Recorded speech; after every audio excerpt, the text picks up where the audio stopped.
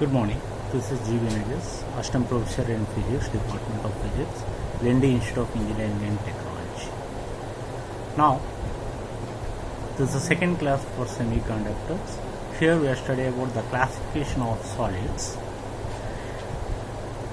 Already the first class we are studying about the origin of energy band gap, how the bands will be distributed, means allowed energy bands and unallowed bands. Here we observe that there are two allowed bands. In between two allowed bands there is a forbidden gap that is known as energy gap. By using that concept, here we have to classify the solids. Here the electrical properties of solids, it depends upon the energy band. Energy band means the gap between the conduction band and valency band. Depending upon the energy band gap and the nature of the bands occupied by the electrons and the width of the forbidden gap, the solids are classified as insulators, semiconductors and conductors. Now, from this diagram, the energy band gap diagram, we can classify the insulators, semiconductors and conductors. See, from this first diagram, this is the insulator, figure A, the insulator. Here, this lower band, the valency band is completely filled, whereas the conduction band is empty. The gap between these two bands is more.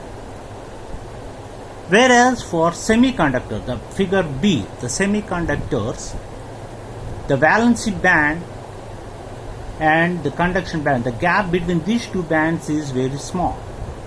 And if you apply some energy, then the electrons can jump from valency band to conduction band.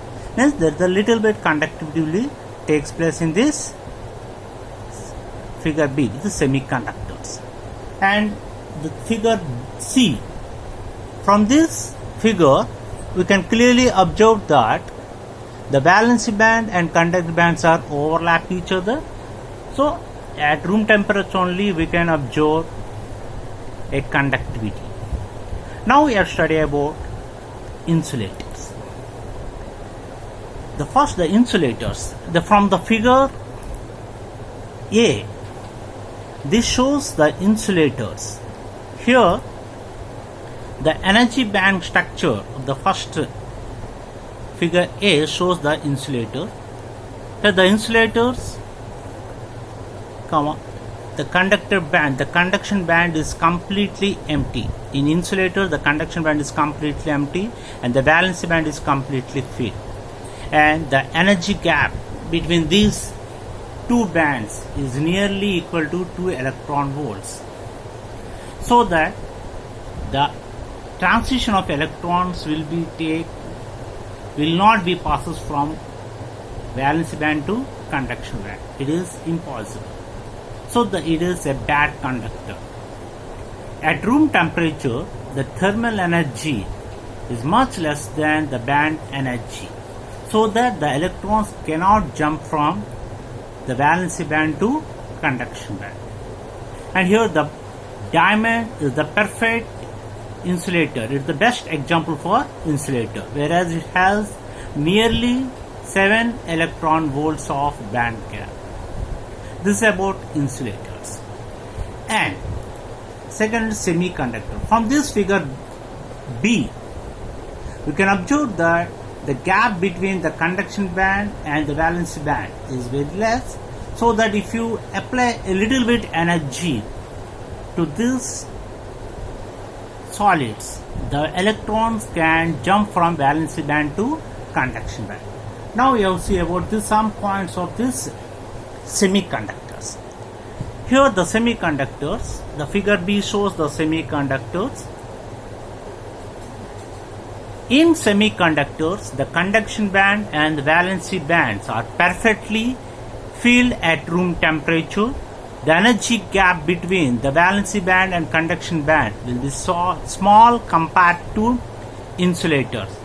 due to the small energy gap, some of the valency electrons from valency band make transition to the conduction band and acquire some thermal energy. The conductivity in this band, that of insulator and conductors, means it is the intermediate. The conductivity is intermediate between the insulators and conductors. At absolute zero, absolute zero temperature, all semiconductors act as insulators, and the conductivity will be increases as the temperature increases in a semiconductors. And we already know that the best examples of semiconductors are nothing but silicon and germanium. We have the energy gaps of 1.1 eV and 0.62 or nearly 0.7 electron volts respectively. Here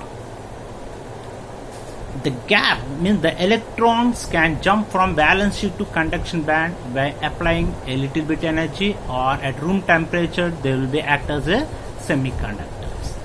And finally we have to go through the conductors. Here from the figure C, here you will clearly observe that the valency band and conduction bands overlap each other. So initially the electrons from valency band will be present at conduction band. It will be act as a conductor. Here see some 4 points regarding to this conductors. Now see here, in conductors the valency band and the conduction band are overlap, and there is no energy gap between them. Already you seen from the figure C. At room temperature, the free electrons exist in the conduction band, hence the conductivity is very high. And the resistivity increases with increasing of temperature as the mobility of existence of electron. As we increase the temperature, there is a disturbance, means there is a orientation of the electrons, and we observe there is some of the resistivity. We will reduce the reduce due to the collisions of these electrons and ions, means the holes, charge carriers. Here the best example, the metals are the best example for conductor. These are some topics about the semiconductors, and we can classify the semiconductor by using the band theory. Okay. Thank you.